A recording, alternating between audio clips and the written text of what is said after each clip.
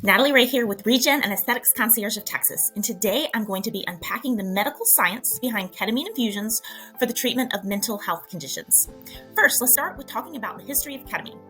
Ketamine is a medication that has been approved by the FDA as an anesthetic for decades. In the late 80s and 90s, it gained notoriety as a recreational drug called Special K. However, in the late 90s, scientists uncovered the role of the neurotransmitter glutamate in neuroplasticity. Neuroplasticity is the brain's capacity to develop healthy new neuronal circuits. Given ketamine's modulation of glutamate receptors, research delved into its potential benefits on mental health conditions, revealing promising results. Today, ketamine is now used across the US and Europe for treatment of mental health and chronic pain conditions.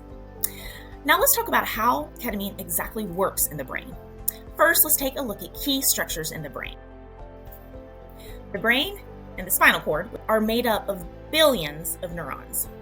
Neurons, also known as nerve cells, are specialized cells responsible for regulating all of our actions, including thinking, moving, breathing, and even feeling. Here, we have an enlarged neuron. You can see it is made up of a cell body, dendrites, which are the communication pathways, and an axon, which is where the nerve signal travels. Chronic stress, trauma, severe depression, anxiety, and various environmental or genetic factors can lead to the shrinking of neurons in the brain. Dendrites, the extensions of neurons where signaling occurs, experience reduced branching when neurons shrink. Additionally, axons become shorter and blunter. Brain imaging reveals that key regions of the brain can indeed shrink in response to chronic stress, trauma, depression, and anxiety.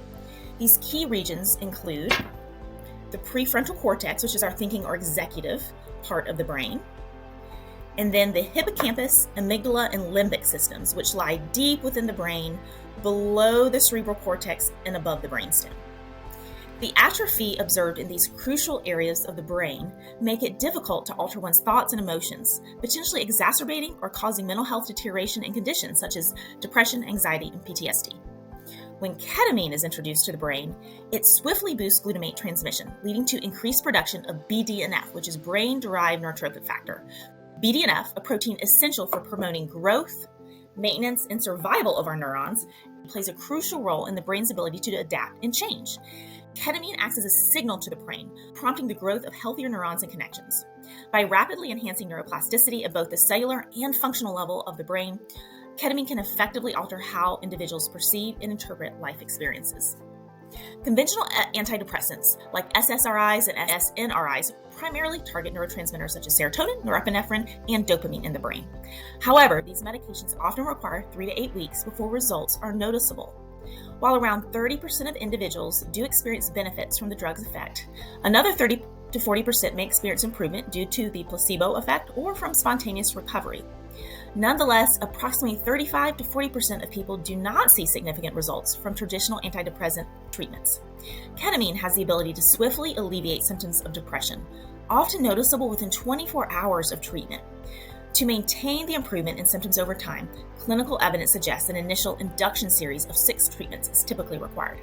Following this, patients may require intermittent booster infusions as needed. When depression stems from typical reactions to challenging life events or negative self-talk, medication alone is unlikely to resolve these underlying issues.